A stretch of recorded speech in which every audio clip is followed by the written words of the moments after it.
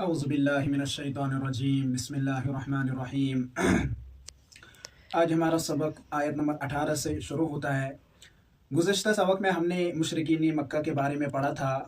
وہ وقتاً فوقتاً حضور صلی اللہ علیہ وسلم کو تکلیف پہنچاتے تھے، پریشان کرتے تھے، اللہ تبارک و تعالیٰ سے دعا کرتے تھے اگر یہ کلام سچ ہے، حق ہے تو ہم پر عذاب کیوں نہیں آتا۔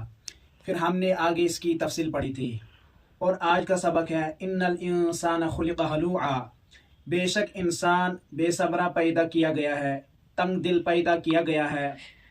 اذا مسہ الشر جزوعا، جب پہنچتی ہے اس کو تکلیف تو جزا فضا کرتا ہے، گھبراہٹ کا اظہار کرتا ہے۔ یعنی جب اس انسان کو تکلیف پہنچتی ہے، پریشانیاں پہنچتی ہے، غم پہنچتا ہے تو یہ جزا فضا کرنے لگتا ہے، یہ جزا فضا کرنے لگتا ہے۔ جب اس کو تکلیف پہنچتی ہے تو یہ پریشان ہو جاتا ہے، غمگین ہو جاتا ہے۔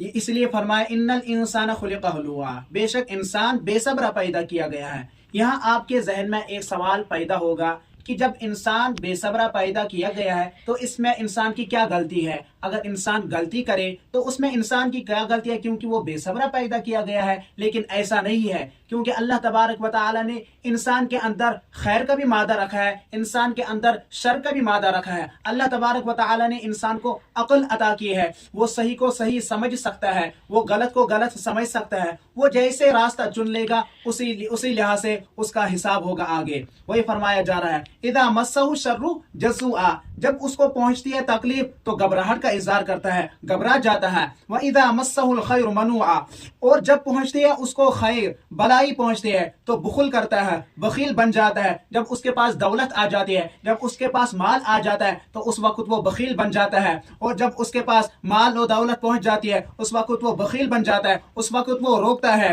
یا جب اس کے پاس کوئی مال آ جاتا ہے، دولت آ جاتا ہے، اس کی پریشانی ختم ہو جاتی ہے تو وہ اس وقت اللہ تبارک و تعالیٰ کو یاد نہیں کرتا، وہ اس وقت واجبات فرض کو چھوڑ دیتا ہے، وہ اس وقت ان میں بخیل بن جاتا ہے۔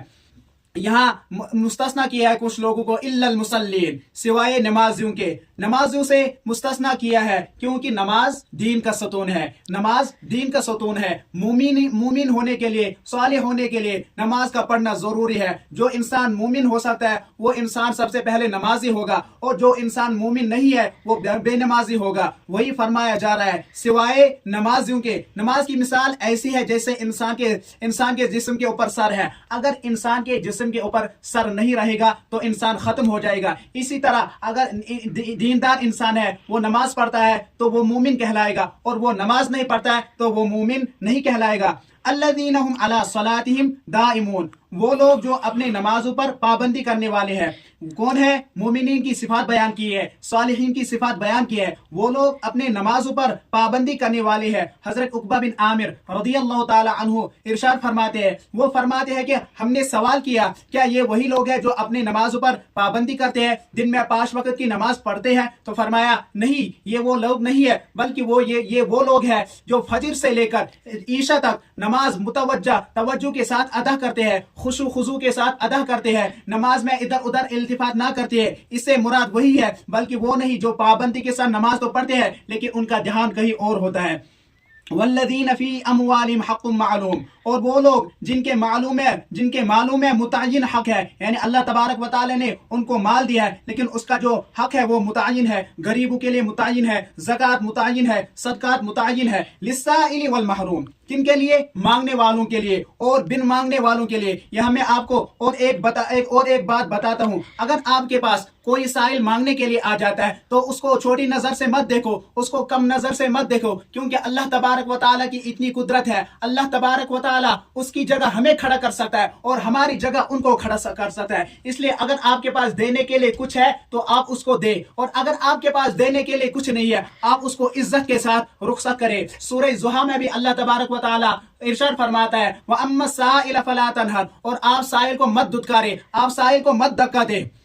وہی فرمایا جا رہا ہے للسائل، مانگنے والوں کے لیے، متعین جو حق ہے کن کے لیے؟ مانگنے والوں کے لیے، جو ہمارے پاس مانگنے کے لیے آتے ہیں، والمحروم، اور نہ مانگنے والوں کے لیے۔ کچھ لوگ ایسے ہوتے ہیں جن کے پاس پریشانی ہوتے ہیں، جن کے پاس غم ہوتا ہے لیکن وہ مانگ نہیں سکتے، وہ شرماتے ہیں مانگنے والوں کے لیے، ان کا حق بھی متعین ہے۔ والذین یصدقون بیوم الدین، یہ مومنین کی صفات بیان ہو رہی ہے، یہ صالحین کی صفات بیان ہو رہی ہے۔ والذین یصدقون بیوم الدین، اور وہ لوگ جو تصدیق کرتے ہیں جزا کے دن کی، جو ایمان رکھتے ہیں، جو جو یقین رکھتے ہیں قیامت کے دن کا، والذین هم من عذاب ربهم مشفقون، اور وہ لوگ جو اپنے رب کے عذاب سے ڈرتے ہیں، جو اپنے رب کے عذاب سے ڈرتے ہیں وہ لوگ، ان عذاب ربهم غیر مأمون، بے شک ان کے رب کا عذاب بے خوف ہونے کی چیز نہیں ہے. یعنی اللہ تبارک و تعالیٰ کا جو عذاب ہے وہ بے خوف ہونے کی چیز نہیں ہے. جب اللہ تبارک و تعالیٰ کے سامنے کل کھڑا ہونا ہے وہ بے خوف ہونے کی چیز نہیں ہے. اس وقت حالت سب کی خراب ہو جائے گی. جب قبر میں ہمیں سوالوں کے جواب دینے ہیں وہ بے خوف ہونے کی چیز نہیں ہے. وہی فرمایا جا رہا ہے ان عذاب ربهم غیر مأمون، بے شک ان کے رب کا عذاب بے خوف ہونے کی چیز نہیں ہے.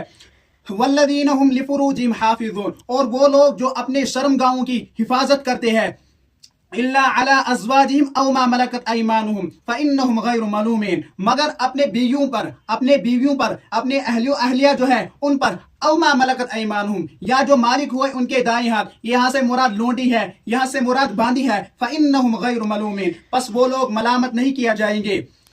فمن ابتغى وراء ذلك فاولئک هم العادون، پس جو کوئی تلاش کرے اس کے علاوہ پس وہ حد سے تجاوز کرنے والے ہیں. یعنی جو کوئی تلاش کرے نفسانی خواہشات ان دو راستوں کے علاوہ کوئی اور راستہ تیار کرے، شہوت پوری کرنے کے لیے کوئی اور راستہ تیار کرے، پس وہ حد سے تجاوز کرنے والا ہے. حضور صلی اللہ علیہ وسلم ارشاد فرماتے ہیں کہ ملعون ہے وہ شخص جو اپنے ہاتھوں کے ساتھ نکاح کرتا ہے. حضرت سعید بن جبیر رحمۃ اللہ علیہ فرماتے ہیں کچھ لوگ ایسے تھے جن پر اللہ تبارک و تعالیٰ کا عذاب آیا. کیوں عذاب آیا؟ وہ اپنے ہاتھوں کے ساتھ اپنے شرمگاہوں سے کھیلتے تھے. یہ وہ لوگ تھے یا کوئی اور چیز، جو شخص بھی ان دو راستوں کے علاوہ کوئی اور راستہ تلاش کرے پس وہ حد سے تجاوز کرنے والا ہے. آگے فرمایا جا رہا ہے والذین هم لاماناتهم وعهدهم راعون، اور وہ لوگ جو اپنے امانتوں کی اور اپنے عہدوں کی رعایت کرنے والے ہیں. امانتوں سے یہاں مراد وہ نہیں ہے کہ جو آپ کے پاس کوئی امانت رکھے، وہ بھی مراد ہے، لیکن اس کے علاوہ تمام حقوق اللہ، تمام حقوق العباد، تمام اس سے مراد ہے. یعنی اس میں روزہ، زکوٰۃ، نماز، حج تمام اس سے مراد ہے. وعہدہم، اور کسی کا عہد وہ بھی اس سے مراد ہے. والذین هم بشہاداتہم قائمون، اور وہ لوگ جو گواہیوں پر قائم رہنے والے ہیں. یعنی جو گواہ ہے، جو ہمارے سامنے کوئی بات ہوتی ہے ہم اس پر گواہ ہے، لیکن اگر ہم جھوٹ بولتے ہیں تو ہم پر یہ صحیح نہیں ہوگا، ہم پر یہ جائز نہیں ہوگا. وہی فرمایا جا رہا ہے وہ لوگ جو اپنے گواہوں پر قائم رہنے والے ہیں.